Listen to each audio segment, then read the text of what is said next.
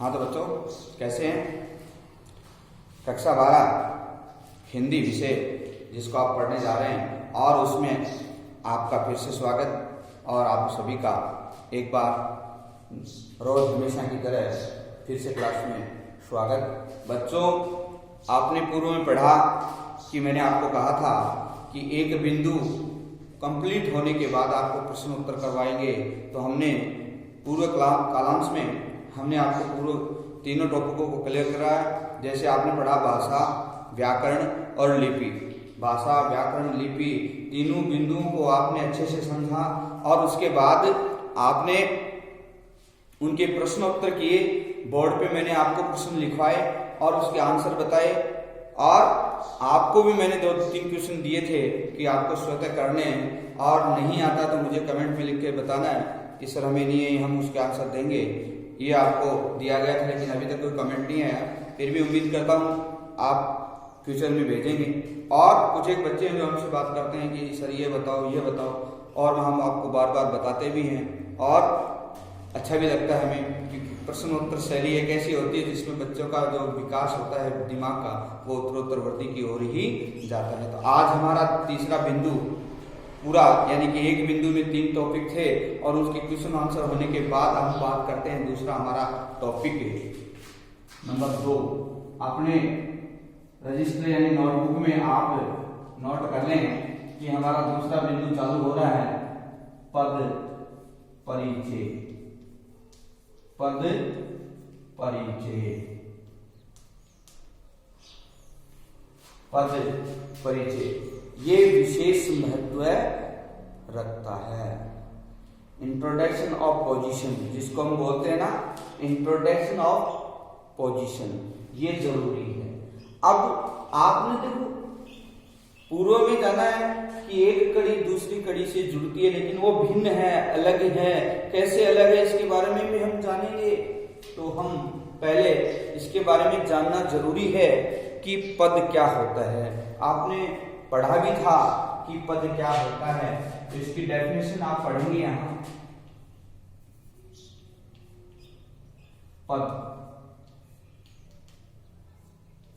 पद वैसे तो आपको बताया है कि शब्दों का समूह है पद कहलाता है। शब्दों का समूह है क्या कहलाता है? पद कहलाता है। अब पद की एक हमने व्याकरण की दृष्टि से एक परिभाषा लिखाई थी कि व्याकरण नियमों से, क्या लिखा? व्याकरण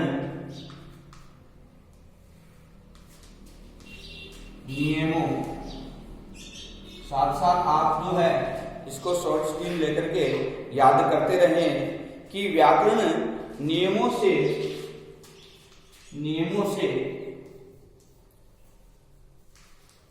शब्द, क्या जाना? व्याकरण नियमों से शब्द या शब्द को, क्या जाना? व्याकरण नियम से शब्द को,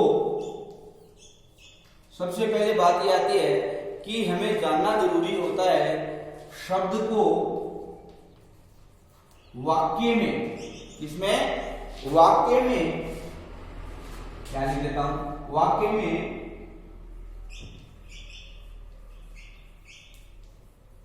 प्रयोग की, यहां पर देखिए बच्चों ये मुख्य बात है, प्रयोग की योग्यता प्रदान की जाती है।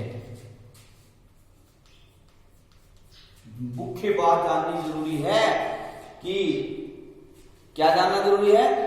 यहां पर योग्यता प्रदान करता है या की जाती है, या प्रदान करना ही, यहां पर प्रदान, यहां पर ये भी लिख सकते हैं आप कि योग्यता प्रदान करना, बस यहां पूर्ण विराम लगाएं कि पद क्या कहलाता है? व्याकरण नियमों से शब्द को वाक्य में प्रयोग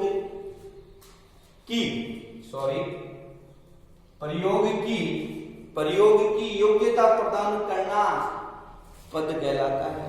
याद रखना इस बात को, किसको? कि व्याकरण नियमों से शब्द को वाक्य में प्रयोग की योग्यता प्रदान करना क्या कहलाता है?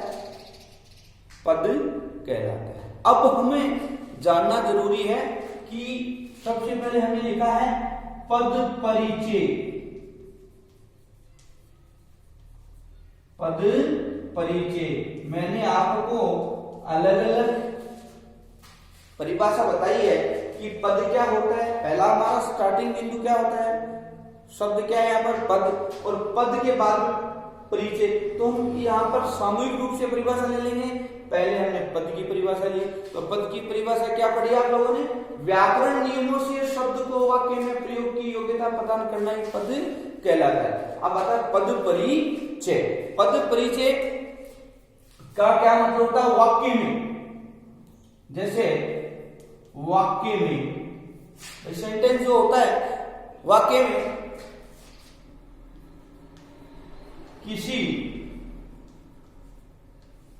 अब जानना जरूरी है कि किसी भी वाक्य में किसी पद की विभक्ति, विभक्ति जानते हैं कि नहीं आप, विभक्ति वचन, विभक्ति वचन लिंग, यहां लिख देता हूं लिंग आदि, लिंग आदि का ज्ञान, लिंग आदि का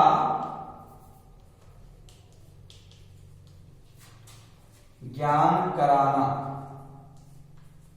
ही पद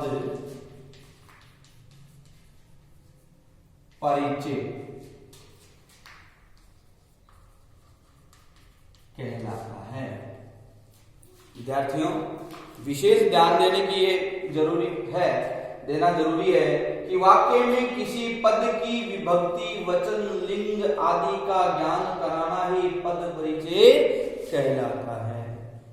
यानी कि जो शेड्यूल होता है, जो सिस्टम होता है वो होना जरूरी होता है, तभी ही एक पूर्ण वाक्य का निर्माण होता है। जैसे कर्ता है, मुख्य क्रिया, हेल्पिंग वर्ब है, ये जो एक सिस्टम होता है वो आप लोग ने पूर्व में पढ़ा है, लैंग्वेज में होता है। तो यहाँ पर हम बात कर रहे हैं हिंदी की, तो इसमें भी ये होना जरूरी होता है। अब बात करते हैं इसके भेद, इसके पद परिचय की।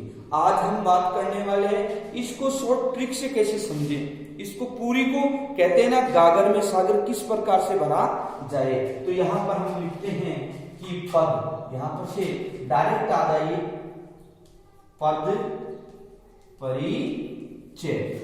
अब पद परिचय एक अकेला टॉपिक है, ध्यान देने की विशेष आवश्यकता है, और इसको हम पढ़ते हैं जैसे एक शॉर्ट डायग्राम बना लेते हैं, और उस डायग्राम के तहत हम यहाँ पढ़ेंगे इसका क्या रोल है।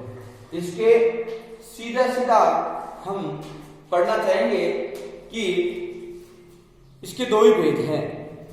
आपने जाना कि पद परिचय के दो ही भेद हैं, कि पहला विकारी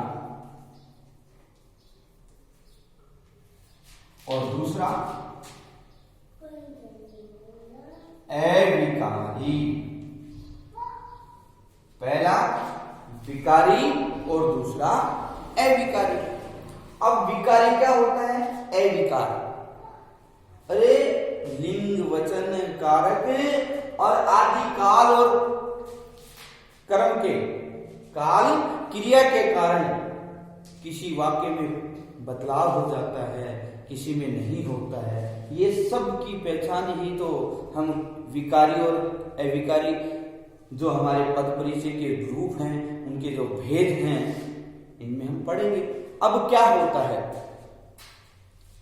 अब इसको आप परिभाषा के रूप में शॉर्ट में समझे। मैंने आपको नोट करवाया है क्लास में सबको कि विकारी क्या होता है।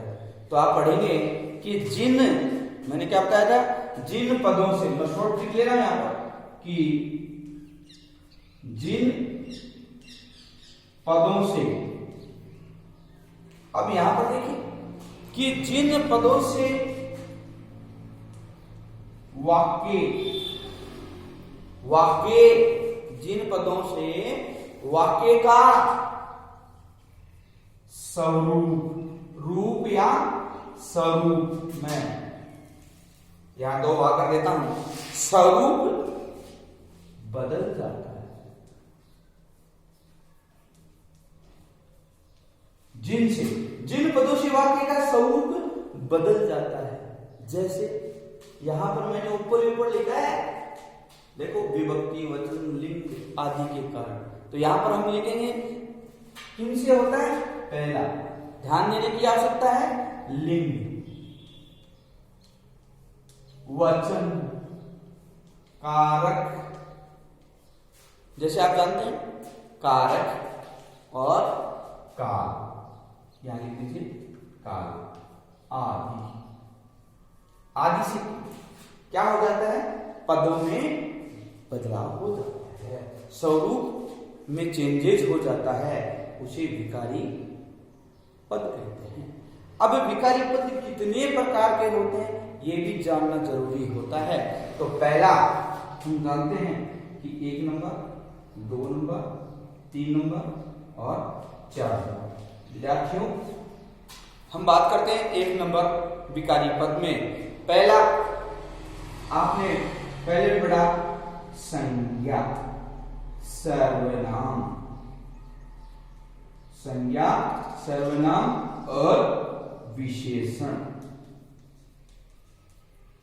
और चौथा आता है क्रिया। आपने पढ़ी संज्ञा, सर्वनाम, विशेषण और क्रिया। अब इसको शॉर्ट में पढ़ते हैं हम। डेफिनेशन आप जानते हैं सब इनकी, कि संज्ञा किसे कहते हैं। मैं यहां टाइम को थोड़ा बचा रहा हूं, आप सुनते जाइए, सुन करके भी लिख सकते हैं अपनी नोटबुक में, और वैसे भी आप जानते हैं संज्ञा किसी व्यक्ति, वस्तु, स्थान आदि गुण, भाव, दशा के नाम को क्या कहा जाता है, संज्ञा कहते हैं। किसी व्यक्ति, वस्तु, स्थान, गुण, नाम, भाव, दशा आदि के नाम को संज्ञा कहा जाता है। अब संज्ञा कितने प्रकार की होती है ये भी अहम रोल होता है। संज्ञा 3 प्रकार की होती है। 3 कितने प्रकार की संज्ञा होती है, तो यहां पर जानना जरूरी है।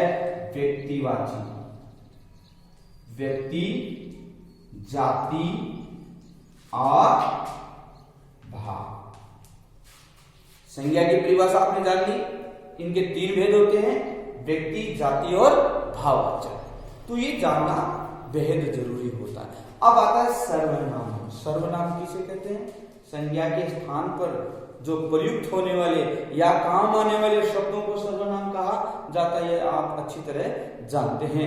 अब आते हैं सर्वनाम कितने प्रकार के होते हैं, सर्वनाम कितने होते हैं, सर्वनाम के भेद कितने होते हैं। तो सर्वनाम के मुख्य बात 6 भेद होते हैं। कितने भेद होते हैं विद्यार्थियों, 6 भेद होते हैं।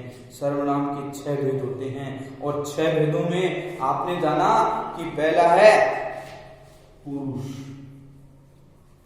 पुरुषवाचक, निजवाचक, क्या जानोगे, पुरुषवाचक, निजवाचक और निश्चयवाचक